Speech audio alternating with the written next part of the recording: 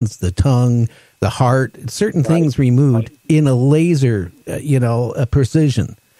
I have pictures on my computer of the same thing with humans that have been abducted in South America, Brazil, the rainforest, the Amazon, where, these villagers were abducted, their tongues, their sex glands, their heart, all that was removed laser precision. And that scares me because, hey, I got this from a good source, okay? Very trustworthy source. These pictures doesn't show me what has maybe happened in our own country. Maybe like the people have gone missing in the forest, for example. Thousands of tens of thousands of people have gone missing since 1900 in our forest system, which, hey, I can see people falling off a cliff, falling into a river, falling in an old mine shaft, but not that many people. And in some of these cases, again, like a boy 5 years old, maybe 25, 30 feet away from his parents, goes missing in a matter of seconds. They find him a few days later, 15 miles away, on a side of a mountain, his clothes kind of weird off to the side. The boy's naked. No way the boy could have walked 15 miles at 5 years old, crossed major rivers, the rapids and all this stuff. It is scary what is going on. And, I have had guests on my show, again, that they claimed when they were abducted, they went through a lot of pain. Calvin Parker remembered distinctly when he was laying on the table in the spacecraft that the alien who was examining him was sticking fingers down his throat and up to trying to go through his navel passage and come out. I mean, it's scary. Now, again, they can be all kinds of different aliens, but like Mary Joyce, who runs the UFO Reporting Center out of North Cashiers, North Carolina, told me on my show and to me off the side that there is reports on this underground military base with aliens that are working with our government to share information. But she said these particular aliens you don't want to see because they like meat. And you know what type of meat I'm talking about. Yes, human. Yeah, human. You must be talking about the reptilians. And some people say that they are not cannibals, but from what I've heard from some reliable sources, they are, and they kind of look at the earth as a farm. That could be, but they must be pretty much under control because we do have, like you said, we have incidents where people disappear, and that could be part of it where they're being abducted for meals. Who knows? I mean, that's a gory thought, and with me being so close to these abductions, I guess I'm fortunate. I got a hold of, I guess I know the little green guys, the grays, and I also have met in a regressed dream a little small guy that looks like a little baby in the face with blue eyes. I met that type, and I met the spotted blue. This alien. I had a regressed dream that I found myself standing in this room that had glass in it and had stainless steel, and most of the ships that I envisioned myself on were very clean, and they were regressed dreams. And this spotted, sometimes what I see is their arms. I don't know why, Gary, but I see their arms. I guess it's maybe to show me that they're maybe humans because I see little hairs on their arms, and I see those up close.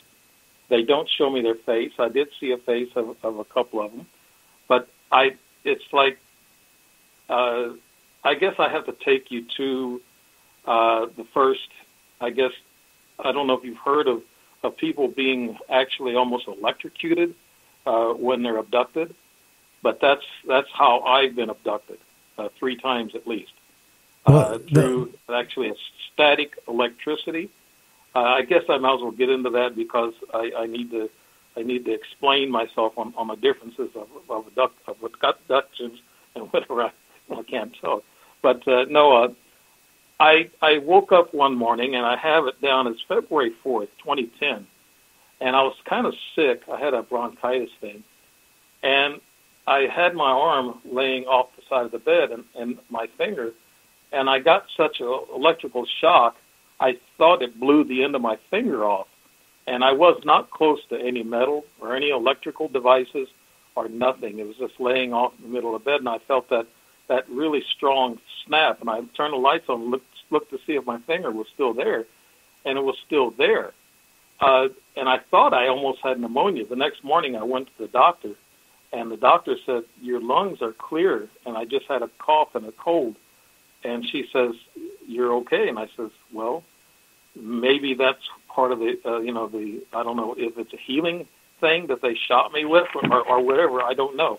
But it didn't, I guess that was the first shock I felt.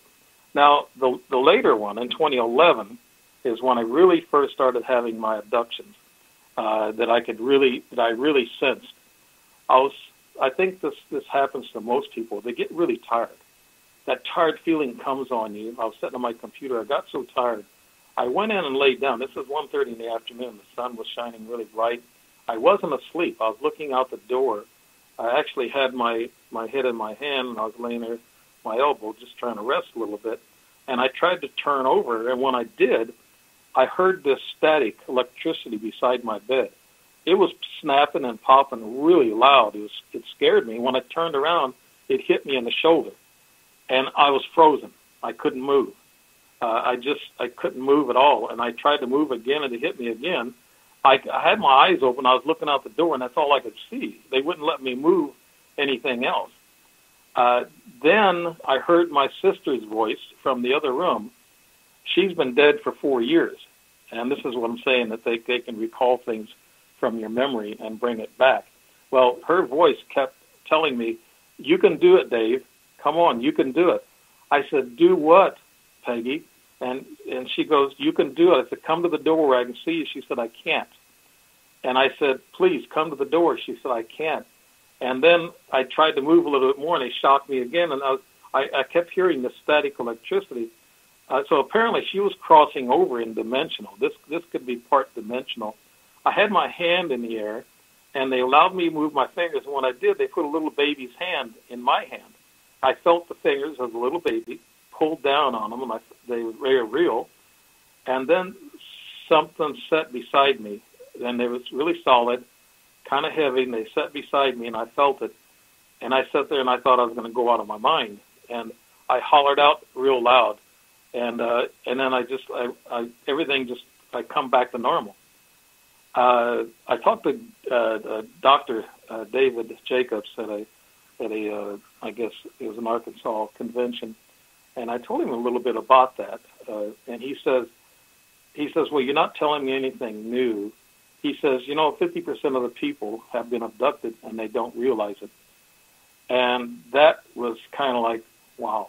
I just backed off and I said, well, no need to talk to him anymore. He's researched so many cases, and he said that 50% and they don't know it. The reason why they don't know it, because they were dumbed down. It was like give them an anesthetic through magnetic energy that just shuts your brain down. And they can give it to you in different doses. They can give you one that you're functional, but you're not thinking straight. You won't do anything out of line that they perceive out of line. And they can give you a heavier dose, which will knock you completely out. Well, Dave, that's how. Dave, to me, they don't sound like friendly aliens. If they're abducting people and doing all this stuff to people without their consent, they have some type of motive behind it. Maybe they're extracting DNA. Maybe they're, trying to regenerate themselves, their population. Maybe they want to eventually take over our planet by adding their kind in with our kind. And, who knows? Remember that old show years ago, the movie, The Invasion of the Body Snatchers? Maybe whoever wrote that screenplay maybe have foreseen what maybe the future might be like. I think so. Yeah, I think they're getting involved in our DNA. Number one, they're going through that. I don't anticipate an all-out attack from ETs. I don't worry. I don't think about that. I don't think they're going to attack us and destroy all of us. I think they're going to do it, little by little, DNA, and then mind control. And they're actually, if you really want to think about it, there is black operations, and they're underground, and they control most of the world. I guess you've heard that. I don't want to talk about that too much. That's something I don't want to get into. But there's also control there, and we're just little puppets on a string, as peons, I guess you could say. It seems like the richer you get, the more inside that door you can get of the secret of the of what's going on around the world banks, the world scientists, the military. It seems like the more you can get into that world, and you have to be very rich to get in that world, and then they show you things, just like certain secret organizations, like like the Masons or whatever. But the Masons, I'm not saying are involved in any of that stuff. I really actually think the Masons are not involved in that highfalutin stuff that I know of. Those are other secret organizations that are involved in all that stuff. But, well, the trouble with the Masons, to be honest with you, Dave, is you join the Masons and you slowly work your way up. Unless you're up on the very top level, you don't. Even if you have worked your way up, what you thought a long ways up, you don't even know what is basically going on to you. Lucky enough, rich enough, and who you are, and it depends on who you are, what level you end up at, and then that's when you know what's going on. Right. Well, the Masons itself, I have to tell you, I joined the Masons, but I'm not an active member, and I went to the first degree. There's actually 3 degrees in the basic Masons. You have to join the Irish chapter. You have to get into the Shriners. You have to move up in the different organizations in order to get up to what you just said, the 35th level, and that's the highest level you can get. And those people in that level, yes, they know things. They find out things. They know things. So it'd be nice to get up to 35th level. That's a lot of work, though. They earn their way, I guess, through the various groups. But I've always been. I think Dulcie is what she was talking about earlier, right? The underground aliens with the, I guess, the reptilians. Right. And from what I gather, what I was told, that it goes all the way back to Eisenhower, supposedly. He made a deal with the aliens. They would share us technology, but they wanted to abduct a certain amount of people. Well, eventually, what I was told, that they abducted whatever they wanted to do. The government has no control anymore of what they do on abductions, but they have given us technology. And just think about it. Look what we were like in the 50s. Computers were run, huge rooms of computers run by tubes. Couldn't do much anything. And then we go from computers into transistors for a short period of time. Then we start going into IC integrated circuit chips. Then they started going into chips now that you have to look at it in a magnifying glass to see the chip, and it can do a function of like one of these computers back in the 50s. Fiber optics, all this stuff, it just seemed to grow so fast from the mid-50s to our level right now. And it seems like every year our computing power keeps doubling. And I think we have gotten a lot of technology that I don't think we were able to develop ourselves. I think we've had help. Right. We have. And I think ever since 1947 in Roswell, actually I went to Roswell, and I went to all those places out west, and it's kind of neat to go out there and see these places that's been so talked about. But you're right about President Eisenhower. Even his niece admits that he met aliens.